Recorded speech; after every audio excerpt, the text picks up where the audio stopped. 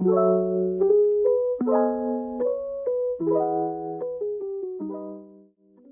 semua, kejang demam atau dikenal dengan staph merupakan kejang yang terjadi akibat demam dan bukan disebabkan karena kelainan otak. Di dunia dan di Indonesia, sebesar 2-5% anak usia 6 bulan sampai 5 tahun mengalami kejang demam loh, dan kejadian tersering pada anak usia 12 sampai 18 bulan. Kejang demam ditandai dengan demam, lalu disertai dengan hentakan pada kaki dan tangan, atau sering dikenal dengan kelojotan, mata mendelik ke atas, dan kehilangan kesadaran. Penyakit infeksi seperti cacar air, influenza, infeksi saluran napas, infeksi gigi, infeksi saluran kemih, infeksi telinga tengah, dan infeksi saluran cerna sering dikaitkan dengan kejang demam. Kejang demam pada anak sering dianggap sebagai penyakit yang dapat sembuh sendiri dan tidak menyebabkan kematian. Namun, tahukah Anda bahwa menurut riset kesehatan dasar tahun 2013, sebanyak 2,2-5% kematian balita itu terjadi pada balita yang pernah mengalami kejang demam. Banyak fakta yang pastinya ingin diketahui oleh khalayak umum. Namun sayang, informasi mengenai kejang demam itu masih banyak yang berupa mitos, sehingga kita perlu mencari informasi yang lebih terpercaya. Nah, beberapa informasi yang beredar itu adalah kejang demam dapat menyebabkan kerusakan otak.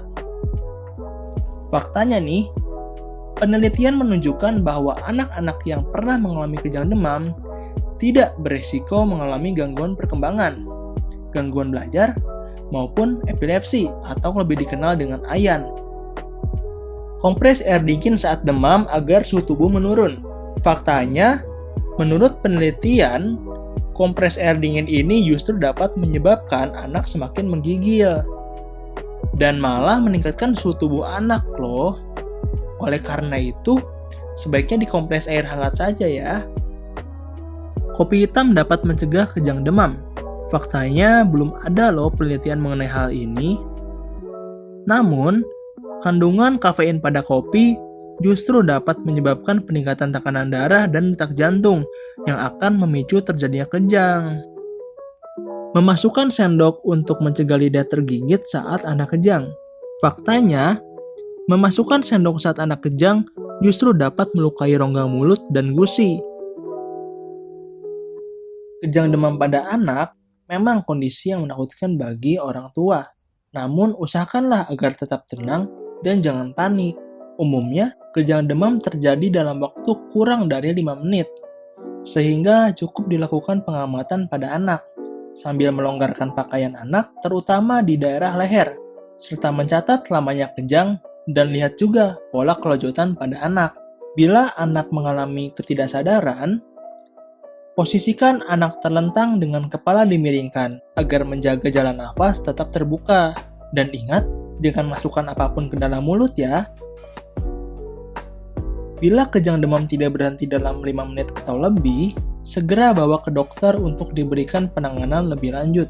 Namun, bila Anda memiliki obat kejang yaitu diazepam yang dimasukkan melalui dubur, pemberian obat ini dapat dilakukan segera setelah anak kejang dan dapat diulang dalam waktu 5 menit setelah pemberian obat pertama.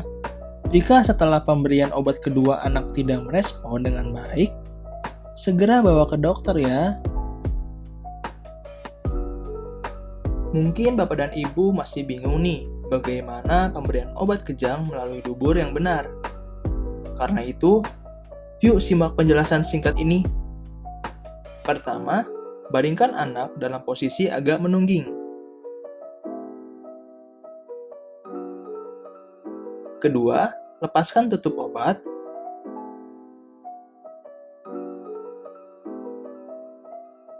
Ketiga, oleskan sedikit Vaseline atau sejenisnya pada ujung saluran keluar obat. Keempat, masukkan saluran keluar obat ke dalam dubur.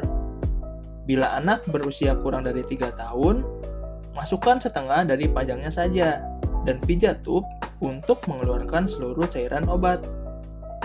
Bila anak lebih besar dari 3 tahun, masukkan seluruh saluran keluar obat ke dalam dubur. Sewaktu mengosongkan tub, pastikan saluran keluar dalam posisi tegak ya. Bila tub telah dikosongkan, teruskan memijat tub selama mencabut kembali saluran obat. Setelah itu, biarkan anak pada posisi semula dan rapatkan kedua bokong anak selama beberapa menit ya, untuk mencegah cairan obat keluar kembali dari dubur. Nah, bagaimana? Sudah paham kan mengenai kejang demam? Yuk, atasi kejang demam anak dengan tenang.